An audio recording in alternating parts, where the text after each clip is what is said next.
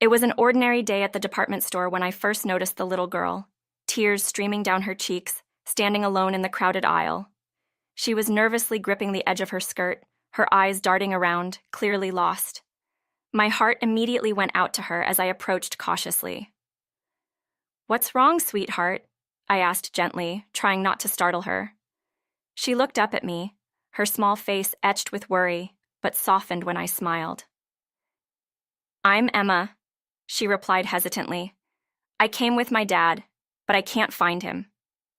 I reassured her and offered to help. Together, we walked to the store's lost and found, where, to my relief, a man stood talking to the attendant.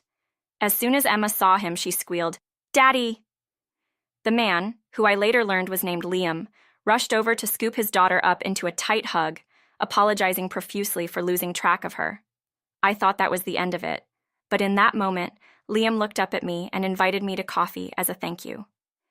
It seemed like a simple gesture, but little did I know that it would be the start of something that would change my life forever. My name is Olivia, and I'm now 47 years old.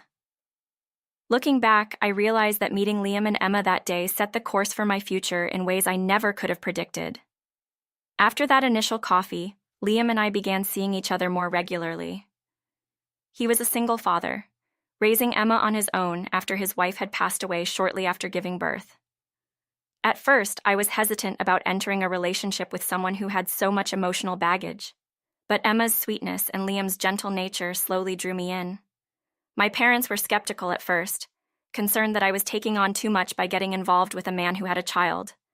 But eventually, they came around, and I married Liam a year later. For a while, it felt like everything was perfect.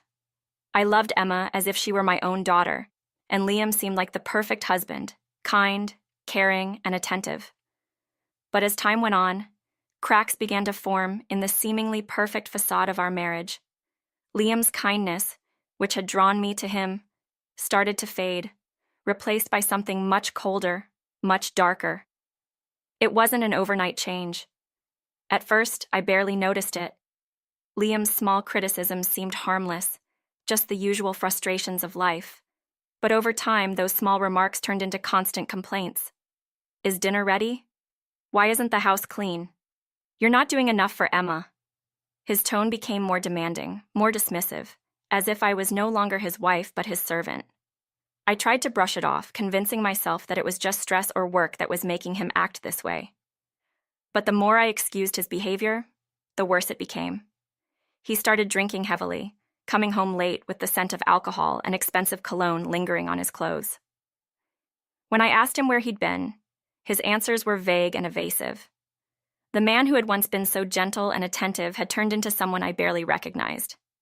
It was around this time that I suggested adopting Emma officially, making her legally my daughter.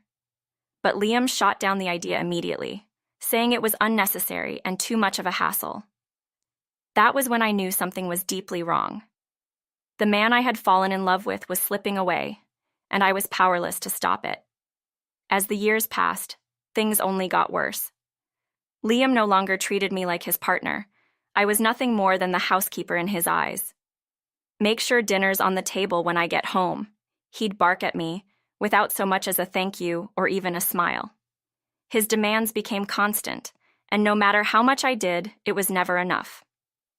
If the house wasn't spotless, he'd find something to criticize. If I missed one small thing, his temper would flare.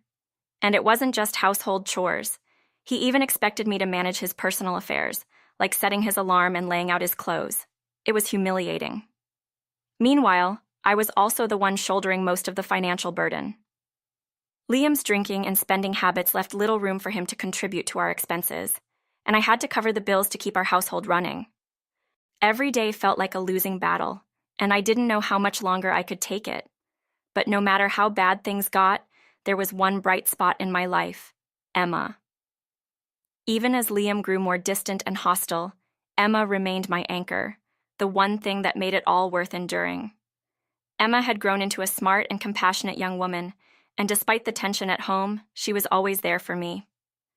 She could see the strain between Liam and me, and though I tried to shield her from the worst of it, she wasn't blind to how badly her father treated me. One evening, after Liam had launched into yet another tirade about the dinner being cold, Emma stood up from the table, her voice trembling with anger. "Stop being so mean to Mama," she yelled, her small frame shaking with emotion. Liam, for once, was speechless. He stared at her for a moment before storming out of the room, slamming the door behind him. After he left, Emma came over to me, her eyes filled with concern. "Don't worry, Mama. I'll protect you," she whispered, wrapping her arms around me. Her words broke my heart because it was supposed to be the other way around. I was supposed to protect her. But in that moment, I realized just how much I relied on her strength. Emma was the only reason I hadn't walked out on Liam already. She was my only salvation in a marriage that had long since turned into a prison. Time passed, and Emma grew older, eventually graduating from college and landing a good job at a major company.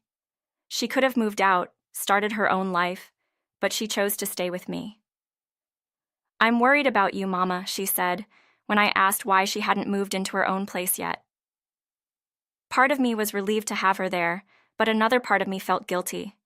I didn't want her to feel responsible for me, but despite my objections, she insisted. Eventually, I accepted it. I taught her how to manage the household chores and insisted she contribute financially, even though it pained me to take money from her. Liam, meanwhile, continued his downward spiral. His drinking worsened, and his verbal abuse became more frequent. Though he never laid a hand on me, the way he threw things around the house in fits of rage made it clear he was trying to intimidate me. The only thing that kept me going was Emma. She always stood up for me, even when Liam's harsh words were directed at her. But as much as I appreciated her support, I knew I couldn't let this go on forever. Something had to change. The turning point came when Emma introduced me to her boyfriend, William. He was calm, kind, and treated Emma with the respect and love she deserved. I could see from the way he looked at her that he would take care of her in ways Liam never had. When Emma told us that William had proposed, I was overjoyed, but Liam, true to form, had to spoil the moment. "You could do better than him," he scoffed, "someone who makes more money." Emma's face fell, and I could see the hurt in her eyes. But before I could say anything, William spoke up, his voice steady and unwavering. "You're right," he said. "Emma is too good for me. I'm the luckiest man in the world that she chose me." His words, so full of humility and love, made Emma's face light up again, and I knew in that moment that William was the right man for her. Liam, on the other hand, had no response. He just scowled and retreated into his usual silence. It was clear that Emma had made her decision, and nothing Liam said would change it. The wedding was set, and for the first time in years, I felt a glimmer of hope. As the wedding preparations went on, Liam became more distant, his behavior more erratic. He stopped coming home altogether some nights, and when he did, he barely acknowledged me. I knew something was going on, but I didn't have the energy to confront him. I was too focused on helping Emma plan her wedding. It was supposed to be a joyous occasion, but Liam's growing hostility loomed over everything like a dark cloud. Then, one evening, just as Emma and I were finalizing the details of her dress fitting, Liam dropped a bombshell. "We need to talk," he said, his voice cold and emotionless. I turned to see him standing in the doorway, a stack of papers in his hand. Divorce papers. "Emma's getting married soon, and you've served your purpose. It's time for a divorce," he said with a smirk that made my stomach turn. I stared at him in disbelief, the weight of his words crashing down on me. After all the years of abuse, after everything I had endured for the sake of our family, he was discarding me like I was nothing. "You won't be coming to the wedding," he added. "You're a stranger to me now." His words cut deeper than any insult he had ever hurled at me. For a moment, I sat there in stunned silence, the divorce papers staring up at me like a final, cruel joke. Liam had made my life a living hell for years. But this was the ultimate betrayal. I had sacrificed everything for him and for Emma. Logically, and now he was casting me aside like I had never mattered. But then, something inside me shifted. I wasn't the broken woman he thought I was. I had endured too much to let him have the last word. Fine, I said, my voice steady. We'll divorce, but you'll regret this. Liam's smirk faltered for a moment, but he quickly recovered. You? Regret? Don't make me laugh. You're nothing without me, he sneered. I didn't respond. Instead, I stood up, packed my things, and left that house for good. I went straight to my parents' home, where they welcomed me with open arms. As I told them everything, they were furious with Liam, but also saddened that I hadn't come to them sooner. Their support gave me the strength I needed to move forward. The next day, I filed the divorce papers, knowing that I was finally free from the man who had caused me so much pain. What I didn't expect was the confrontation that came soon after. Just as I had settled into my parents' home, I heard a knock on the door. To my shock, it was Emma, her face red and tear-streaked. "Why didn't you tell me?" she cried, storming into the house. "Dad called me last night gloating about how he'd finally divorced the housekeeper and said you wouldn't be at the wedding. How could you not tell me?" Her words were filled with pain, but beneath that, I could see the fear of losing me. I tried to explain that I hadn't wanted to burden her, especially not with her wedding coming up, but Emma wouldn't hear it.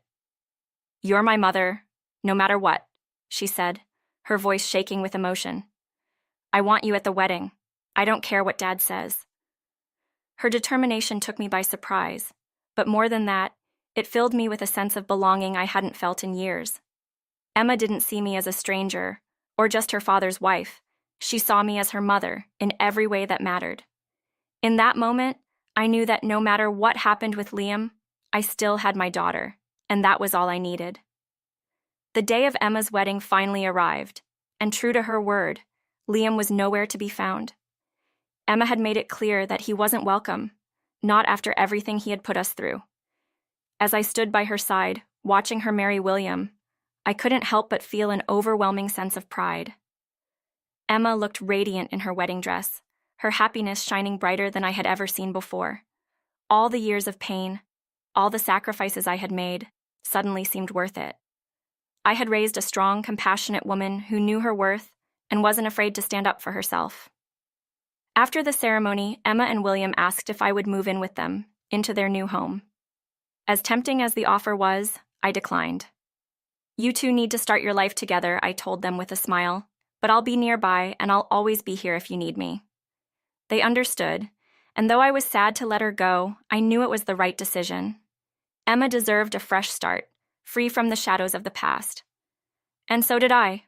In the months that followed, I began the process of rebuilding my life. I consulted a lawyer, not only to finalize the divorce, but to demand compensation from Liam for the years of emotional abuse I had endured. I had kept meticulous records of his behavior, and with the evidence I had gathered, my case was strong.